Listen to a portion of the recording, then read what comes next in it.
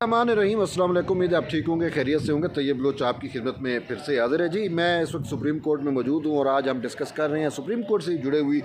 چند اہم ڈیولپمنٹ۔ سب سے پہلی بات تو یہ ہے کہ ایف آئی اے کی جانب سے صحافیوں کو ہراسگی سے متعلق امپورٹڈ جو کیس ہے اس کی سماعت آج چیف جسٹس کی سربراہی میں بینچ نے کی، اور دوران سماعت جو ہے وہ چیف جسٹس قاضی فیاض عیسیٰ نے جو ہے وہ فیک نیوز کو جو ہے وہ آڑے ہاتھوں لیا اور صحافیوں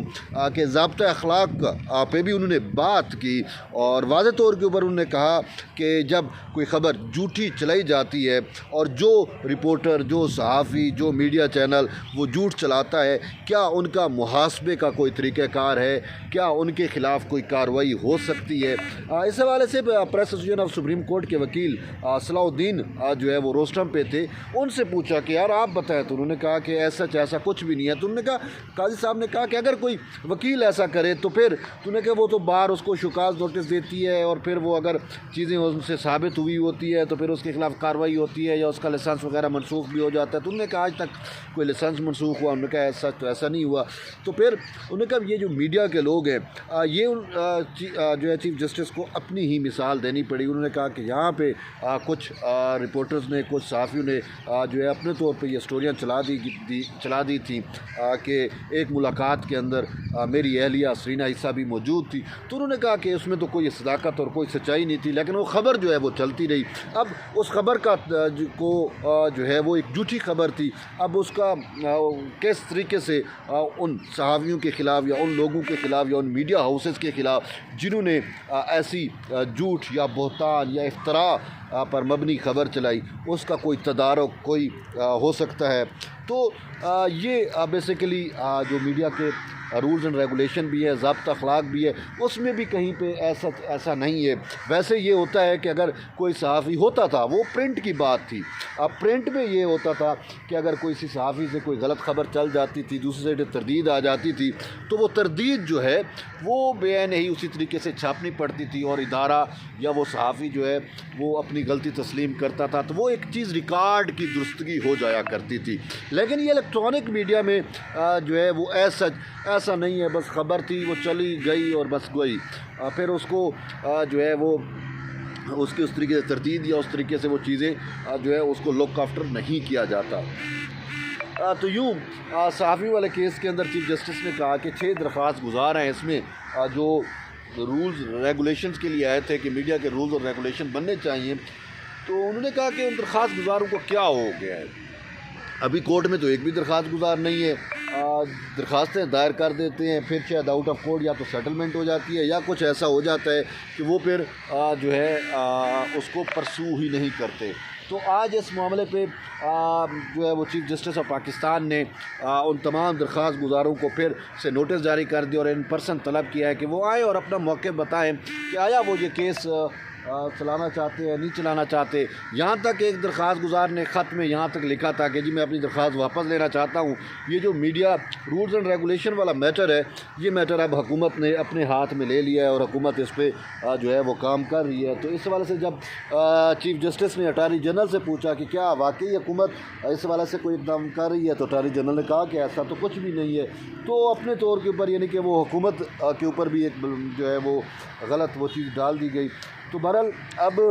طلب کیا ہے، دیکھتے ہیں کہ اس معاملے پر فردر کورس آف ایکشن کیا ہوتا ہے، اور سپریم کورٹ جو اتنے بڑے ایک اہم ایشو کو لے کے بیٹھی ہے، اور پھر اس ایشو میں اور بھی بہت ساری چیزیں جو ہے وقت کے ساتھ ساتھ کھل کے یا سامنے آتی ہے، جیسے یہ فیک نیوز کو آج چیف جسٹس آف پاکستان نے فیک نیوز سے متعلق جو ہے وہ بڑی ایک واضح اور کھل کے بات کی۔ تو یہ ایک ضروری بھی ہے۔ دیکھیں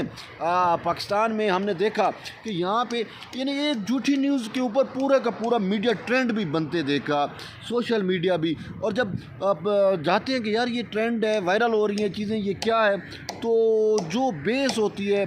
وہ فیک ہوتی ہے، یعنی کہ فیک خبر کے اوپر جو ہے پورا کا پورا پراپیگنڈا کر دیا جاتا ہے۔ اور آج کل افسوس سے کہنا پڑے گا کہ چیف جسٹس آف پاکستان قاضی فیاض عیسیٰ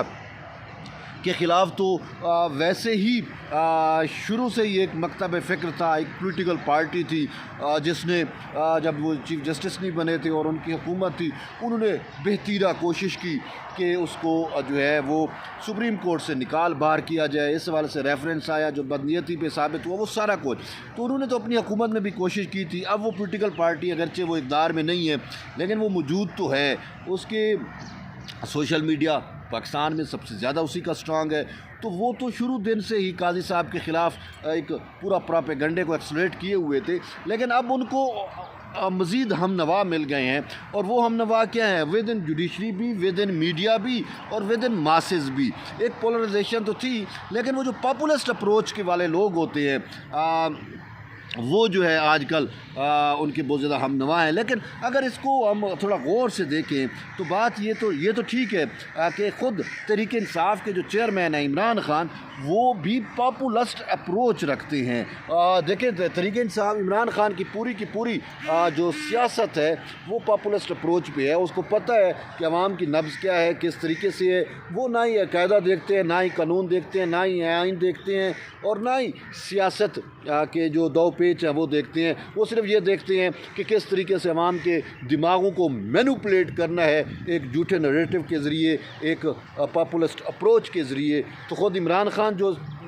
اپنی پاپولسٹ اپروچ ہے، تو اسی طریقے سے ہمارے یہاں پہ کچھ ججز بھی ہیں۔ ایک جج کا میں برملا نام لینا چاہ رہا ہوں، بلکہ وہ ہیں اپنے پیارے معزز جج جسٹس اطہر من اللہ خان۔ جسٹس اطہر من اللہ کی پوری ہم اس کو دیکھتے ہیں کہ بہت اچھے جج ہیں، لیکن ان میں ایک چیز ہے کہ وہ اس کے جتنے بھی فیصلے ہیں، جتنے بھی ان کا اسلام آباد ہائی کورٹ کے اندر اگر ہم دیکھ لیں تو وہ پاپولسٹ اپروچ کے زیادہ حامی رہے ہیں، یعنی کہ وہ پاپولسٹ اپروچ پہ جا کے فیصلے کرتے ہیں عوام کے اس میں، تو وہ اس کو پاپولر ہونے کا یعنی کہ زیادہ آپ کہہ سکتے ہیں شوق رہا ہے۔ تو وہی اس پورے معاملے پہ بھی آج کل جو پاکستان کا اور خاص کر عدالتی منظرنامہ ہے وہ اسلام آباد ہائی کورٹ کے ان 6 ججز سے منسلک ہے جنہوں نے خط لکھا، اور اس میں 7 رکنی بینچ بھی بیٹھا اور یہ سارا کچھ ہے۔ تو اس میں جسٹس اطہر من اللہ کا ایک بہت بڑا کلیدی کردار ہے۔ ہمارے کچھ دوست یہاں تک کہہ رہے ہیں کہ جب کوئی جج جو ہے وہ سپریم کورٹ کا جج بن جاتا ہے تو وہ اپنی متعلقہ ہائی کورٹ کو جو ہے وہ خیر باد کہہ دیتا ہے، اس کی سیاست میں انوالو نہیں ہوتا۔ لیکن جسٹس اطہر من اللہ کو یہ ایج حاصل ہے کہ اسلام آباد ہائی کورٹ یہیں پہ ہے، وہ خود اسلام آباد میں رہتے ہیں، اور سپریم کورٹ تو وہ پھر جو ہے اپنی اسلام آباد ہائی کورٹ کی جو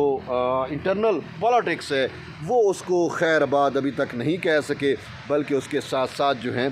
وہ موجود ہیں، اور اس کو بلکہ عملی جامہ ابھی تک پہنائے ہوئے ہیں، اور اپنا کردار جو ہے اس میں کلیدی کردار ادا کر رہے ہیں۔ اور اسی وجہ سے 6 ججز یہ موسٹلی انہی کی اپوائنٹی ہیں۔ 5 ججز کو تو شاید اطہر من اللہ کے دور میں یہ اپوائنٹمنٹ ہوئی تھی، اور انہی کو وہ انفلوئنس کر کے چیف جسٹس قاضی فیاض عیسیٰ کے خلاف ایک دباؤ بنانا چاہ رہے ہیں۔ لیکن اب دیکھتے ہیں قاضی صاحب اس پہ کیسے۔ اب قاضی صاحب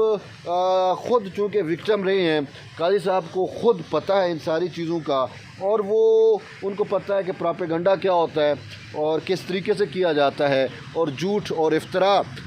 کس طریقے سے۔ لیکن بات یہ ہے کہ آپ جتنا بھی جھوٹ بول رہے ہیں، کچھ بھی کر لیں، ایک بات ہے کہ سچ نے ایٹ دی اینڈ غالب آنا ہوتا ہے۔ اور آپ جتنے بھی پاپولسٹ اپروچ پہ چلے جائیں، بات یہ ہے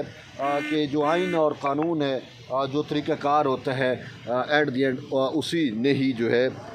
وہ اسی کو ہی برتری حاصل ہوتی ہے۔ تو اب دیکھتے ہیں کہ مزید صورتحال کیسے چلتی ہے۔ لیکن یہاں پہ ایک اور اہم ڈیولپمنٹ جو ہے وہ بھی آپ کے ساتھ تھوڑا ڈسکس کرتے ہیں۔ وہ یہ ہے کہ خبر یہ آئی ہے کہ اسلام آباد ہائی کورٹ کے 8 ججز کو کوئی خط لکھا گیا، اور اس خط کے اندر جو ہے وہ کوئی پاؤڈر تھا، تو عملے نے جو ہے وہ